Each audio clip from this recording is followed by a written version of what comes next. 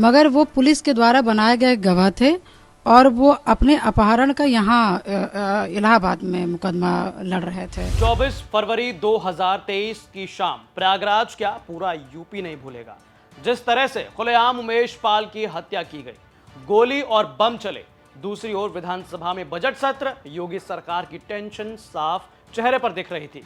Police पर तगड़ा दबाव ऐसा था कि घटना के 3 दिन बाद ही एक एनकाउंटर और कई गिरफ्तारियां हो जाती हैं। धीरे धीरे खुलासे होने शुरू हो जाते हैं। लेकिन यहां तो सवाल यह उठता है कि आखिर क्यों उमेश पाल को मारा गया, किस मामले में वो विरोधियों के निशाने पर थे, क्यों अतीक अहमद का नाम आ रहा है, और अगर आ रहा है तो क्यों अतीक अहमद को चुभ रहे थे उमेश पाल। आइए जानते हैं इस वीडियो में। नमस्कार, मैं गौरव कुमार पांडे हाजिर हूं यूपी तक पर। अतीक अहमद और उमेश पाल हत्याकांड कनेक्शन को समझने के लिए आपको पहले राजू पाल हत्याकांड समझना होगा। बात 25 जनवरी साल 2005 की है। प्रयागराज के जीटी रोड पर जहां उमेश की भी हत्या हुई है, वहां 25 जनवरी साल 2005 को बीएसपी के तत्कालीन विधायक राजू पाल की सरेआम गोलियों से मारकर हत्या कर दी गई। राजू पाल की हत्या की जगह से तकरीबन 400 मीटर की दूरी पर उमेश पाल हत्याकांड को अंजाम दिया गया। अब क्योंकि ऐसा कहा जाता है कि बाहुबली अतीक अहमद और अतीक के छोटे भाई खालिद आजम उर्फ अशरफ और उनके कई साथियों पर राजू पाल की हत्या का इल्जाम लगा था, जिसकी सीबीआई अभी भी जांच कर रही है। और राजू पाल हत्याकांड से जुड़े होने की वजह से उमेश पाल को कई बार जान से मारने की धमकी भी मिली थी। 2005 में राजू पाल हत्याकांड हुआ था। इसी हत्याकांड की गवाही से रोकने के लिए 2006 में उमेश पाल का अपहरण यानी किडनैप कर लिए गए थे। आरोप है कि इसी अपहरण करने के बाद उनसे राजू पाल मर्डर केस से कोई वास्ता ना होने का जबरन हलफनामा जो है दाखिल किया गया। और साल 2006 में इस मामले में उमेश पाल ने समाजवादी पार्टी के तत्कालीन सांसद अतीक अहमद और उसके करीबियों के खिलाफ अपहरण का मुकदमा दर्ज कराया था।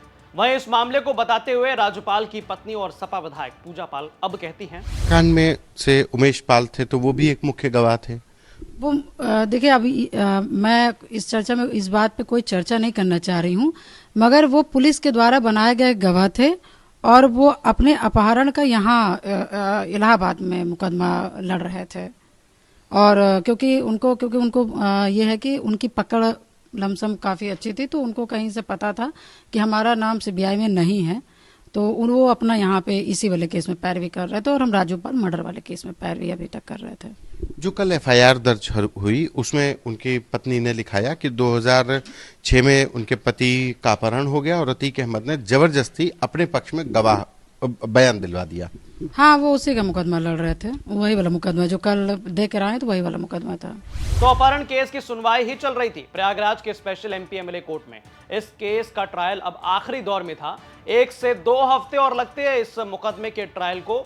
उमेश पाल इस मुकदमे में वादी थे और आशंका जताई जा रही है कि इस मुकदमे की सुनवाई को प्रभावित करने के लिए ही उनकी हत्या कराई गई।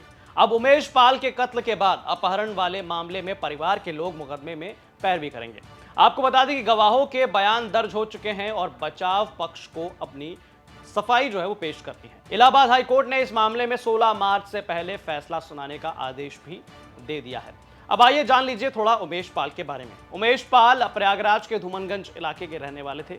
यहीं स्कूलिंग की और ग्रेजुएशन करने के बाद वकालत करने लगे। मौजूदा समय में वकालत करने के साथ ही साथ जमीन के कारोबार का भी काम ये कर रहे थे। इसी जमीन के कारोबार के चलते जो है एक समय पूजा पाल और उमेश पाल के रिश्ते में खटास आ गई थी।